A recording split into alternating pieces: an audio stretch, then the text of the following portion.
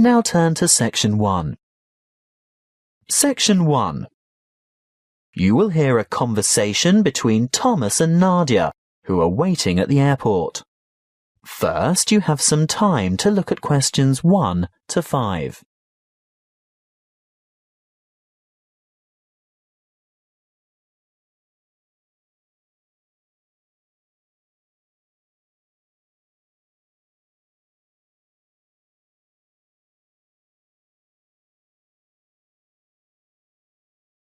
Hear the recording a second time. Listen carefully and answer questions 1 to 5. Where have you been, Nadia? Browsing in the bookshop. What took you so long? You said you were only going to be away 5 minutes. I was only gone for a quarter of an hour. Well, it seemed much longer than that. Did you buy anything? I was tempted to get the latest novel by Dan Brown, but it's quite heavy and I'd have to carry it around with me. If I could have found a crossword puzzle book, I'd have bought it. But in the end, I was attracted to a front-page article in today's issue of the New York Times. Is that all you bought then? Yes. Look, why don't you read the business section while I catch up on the news, and then we can swap? I'd rather have the entertainment section. Are you looking for anything in particular? I just thought they might have a review in there of that new play that opened on Broadway yesterday. The drama about the awfully cruel pirate? Oh, I'd forgotten about that. I wonder how good it is. Actually, I was thinking of the new comedy, the one about the physician. Dr. Hunter. That's the one. Well, when I was in the bookshop, I overheard a couple talking about it, and they said it was fantastic, not in the least bit boring. They especially liked the actor who played the main part. Very smooth, apparently. Lots of fun, then. Well, according to those two, they thought it was hilarious. Ooh, we'll have to make a point of seeing it when we get back. Definitely.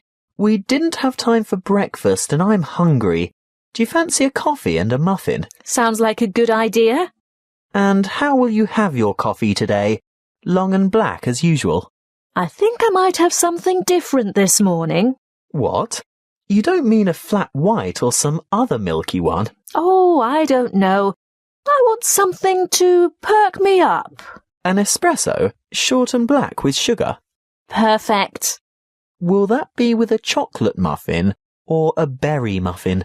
I'll try to stay off chocolate. The berry sounds healthier. And I'll have a plain one with butter. Won't be long. Before you hear the rest of the conversation, you have some time to look at questions 6 to 10.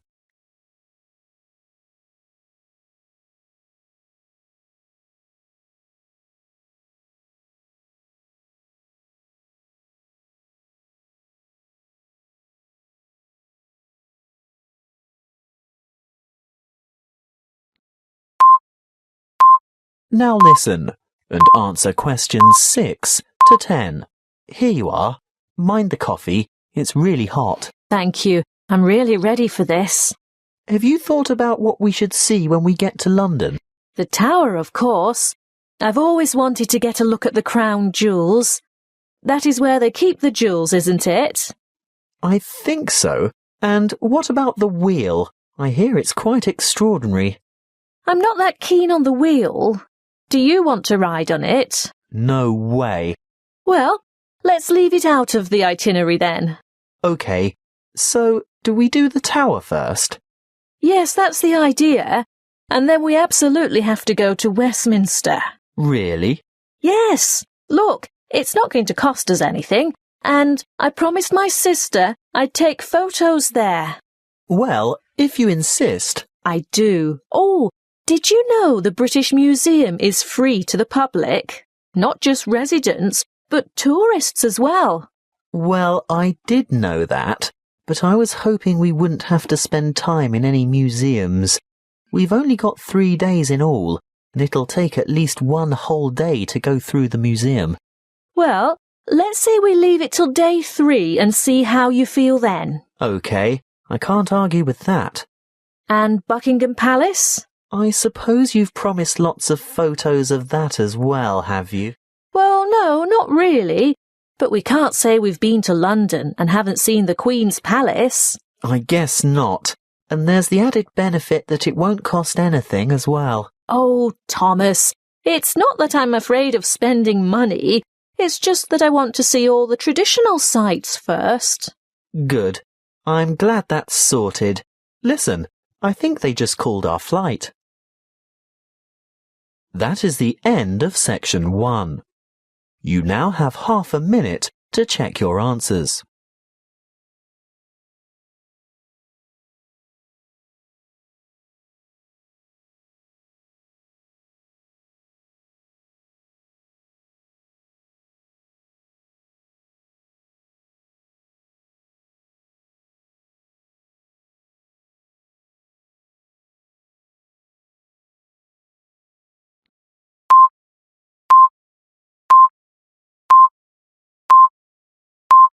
Now turn to section 2. Section 2. You will hear a tour guide talking to a group of visitors at a museum. First, you have some time to look at questions 11 to 15.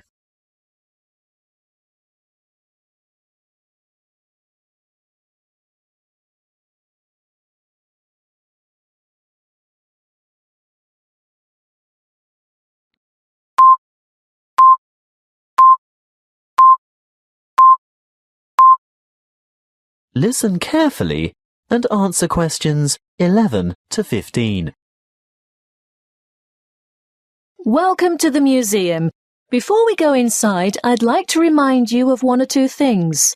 Firstly, you'll be pleased to know that admission is free to all visitors, so explore at your leisure, and if you can't take it all in today, you can come back again and again without any charge at all. Opening hours are from 10 a.m. to 5:30 p.m. most days, but the museum closes a little later on Thursday and Friday evenings. There are new multimedia guides available in 10 languages. They can be picked up from the desk in the covered courtyard for £4.50, and you can have it with you all day, from opening time in the morning until half an hour before closing. But you will need to produce ID. A passport, driver's license or national identity card are all acceptable.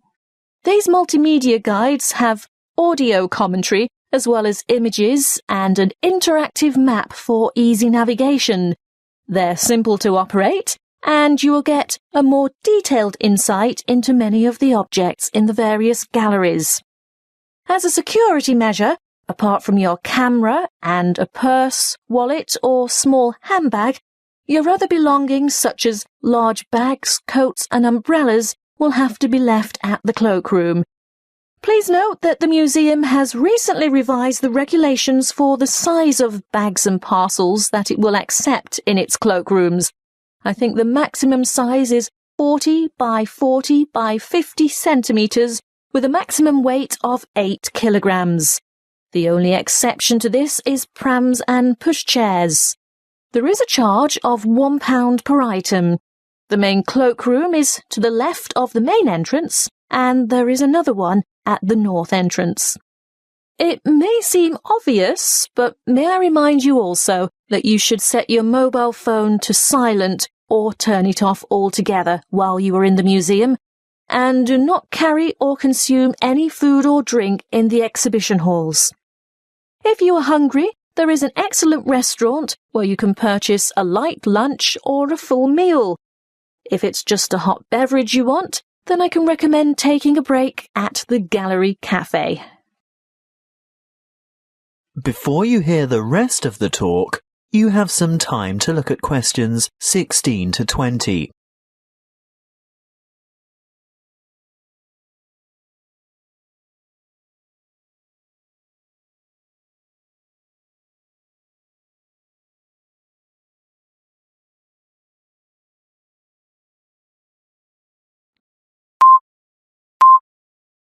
Now listen and answer questions 16 to 20. As we enter the museum from the south by going through the main entrance, as I said before, you'll find the cloakroom immediately on your left, and on your right is the museum shop. They have an outstanding range of postcards and souvenirs in there, and it's well worth a visit, but perhaps best left till you're on your way out. Then you'll know exactly what you want. The big room to the right of the entrance, behind the shop, is the reference library. Straight ahead of you, yes, the huge circular room is the main reading room.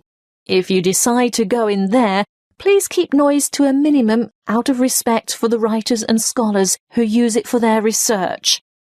The reading room is surrounded by what is known as the Great Court. Indeed, it used to be an open courtyard, but you will see that it is now completely covered by a magnificent glass and steel structure. If you walk around the Great Court in a clockwise direction, on the west side, you'll see the entrance to the Long Hall of Ancient Egypt, which has an amazing collection of Egyptian antiquities.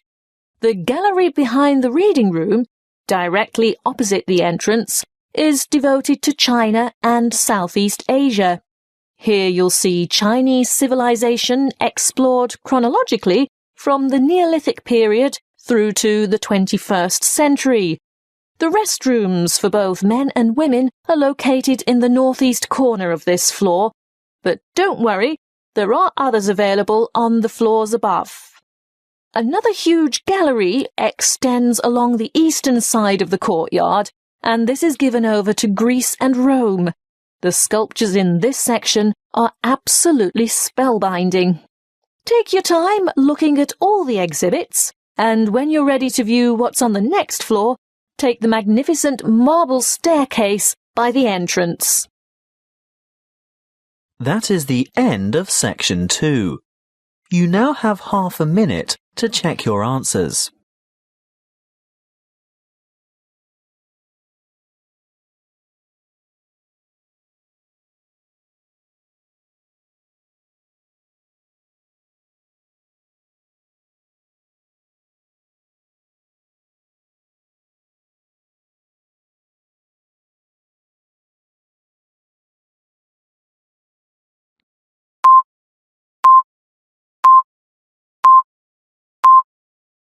Now turn to section 3. Section 3. You will hear a conversation between a lecturer and a psychology student asking for advice about research methods. First, you have some time to look at questions 21 to 25.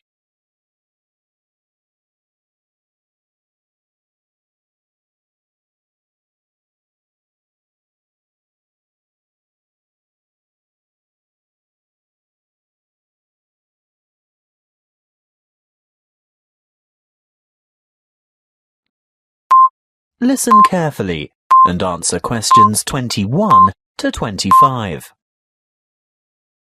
Good morning. Now, what is it you want to discuss today? Good morning, Dr. Reed. This assignment you've given us is the first psychology experiment I've had to do, and I'm not sure where to begin or which steps to take.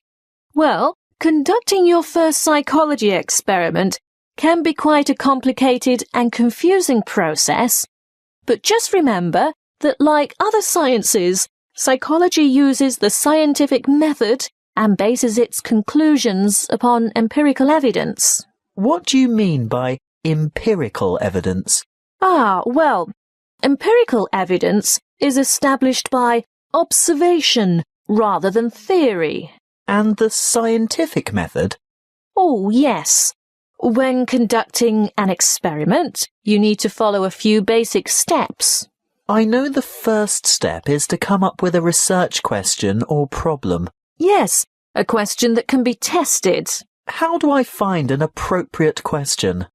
I would suggest one of 3 methods. Firstly, you can investigate a commonly held belief, or what we call folk psychology.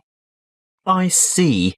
So I could examine the belief that staying up all night to study for an important exam can adversely affect test performance. That's right. In that case, you would compare the scores of students who stayed up all night with those of students who got a good night's sleep. I think I could do that. Well, alternatively, you might want to consider reviewing the literature on psychology.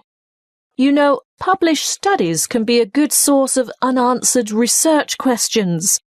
I'm sure you've read papers where the authors note the need for further research. So I would come up with some questions that remain unanswered. Correct. But there is a third source of ideas. Just think about everyday problems and then consider how you could investigate potential solutions. OK. Perhaps I could study various memorization strategies to find out which are the most effective. That's the idea. Next, you need to define the variables. You know, anything that might have an effect on the outcome of your research. Yes, I remember we learnt about that last week. Yes, that's right. Then you have to develop a testable hypothesis that predicts how the variables are related. For example, students who are sleep-deprived will perform worse in an exam than students who are not sleep-deprived. Exactly. Once you have developed a hypothesis, you must carry out background research. I can use books, journals, online databases and websites. Yes, all of those. I covered the reasons for background research in last Friday's lecture, didn't I? What you have to remember at this stage is to take careful notes and generate a bibliography of your sources. Before you hear the rest of the conversation, you have some time to look at questions 26 to 30.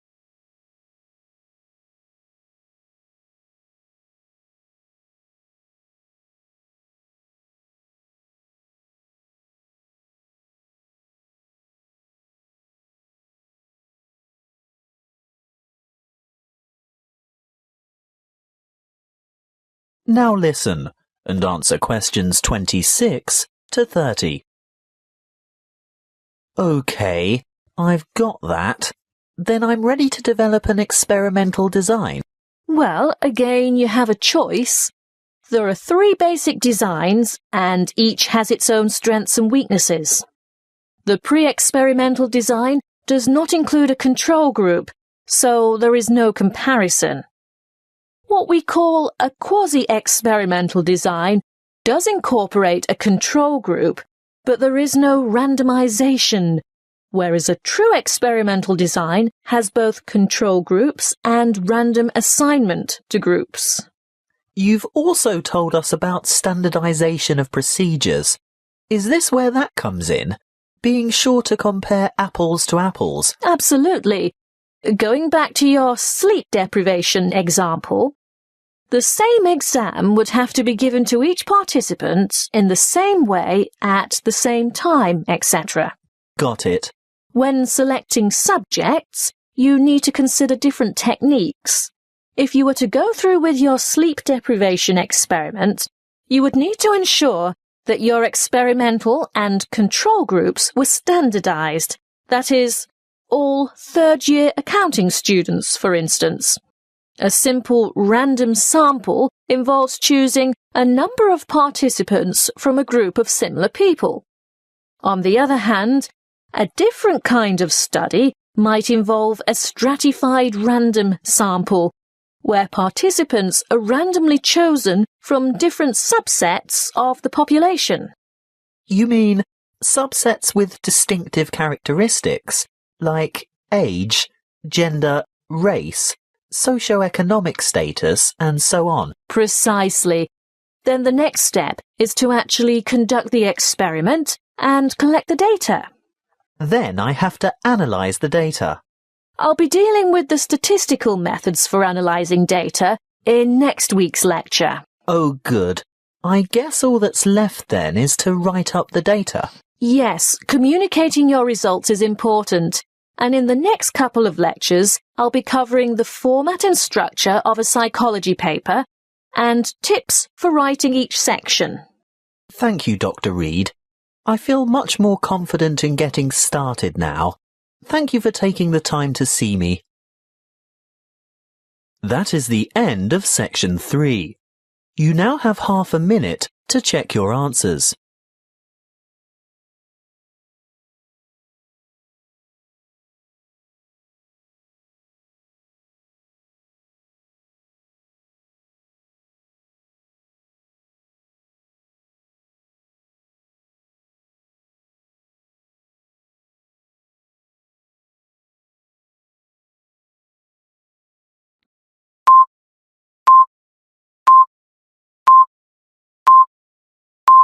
Now turn to section 4.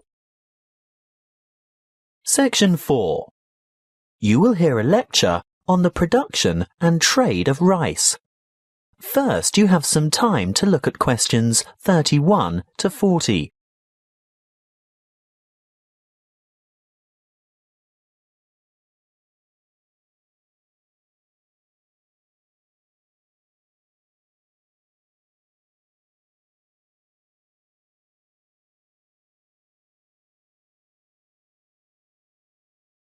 Listen carefully and answer questions 31 to 40. Good morning and welcome to our inaugural lecture on agricultural economics. Today's topic is the world's production and trade of rice. As you are all well aware, rice is the staple ingredient in the diet of much of the world's population. Its importance as a food cereal in the human diet cannot be underestimated. In fact, it's a close second to wheat. About 560 million metric tons of rice is grown each year, compared with about 600 million metric tons of wheat. Coarse grains, such as corn, sorghum, barley, oats, rye, and millet mostly go into animal feed, which, by the way, is seen by many as a wasteful and inefficient use of fertile land, because around 4 kilos of grain is needed to produce about half a kilo of beef. Some 900 million metric tons of coarse grains are grown annually worldwide, and a further 300 million metric tons of grain is produced for the oil in its seeds. Now, I'll return to the subject of rice production. What do we know about rice production? Well, firstly, rice produces more food energy per hectare than any other cereal grain, and almost as much protein per hectare as wheat. Secondly, the production of rice has more than doubled in the last 40 years. How has this increase in production come about? Mainly as a result of improved field yields. The actual land area planted in rice has only risen by about 30%. As you know, rice is primarily grown in flooded fields, and therefore cultivation area is restricted by the sort of soil and the availability of water. Although rice can be grown on dry land, it is essentially after all a type of grass. The yields and quality in this case are much lower, and other grasses and weeds can easily overtake the rice. As yet, there are no herbicides that can selectively kill other grass types without killing the rice. Much of the world's rice is still grown and cultivated by hand, because for mechanized farming, the land must be able to be drained and hold heavy equipment. Of the total rice production, it's no surprise to learn that the greatest proportion by far is grown and consumed in Asia. You will see from the chart that the leading producers of rice are China at around 39%, followed by India with a quarter of the total. Indonesia produces almost 1/10, and other countries like Bangladesh, Vietnam, Thailand, Japan and Brazil grow another 25, almost 26% of the total. As I said before, most rice is consumed in the countries where it is grown. That means that very little rice is actually traded, and for this reason, the market price is very volatile. That is the end of section 4. You now have half a minute to check your answers.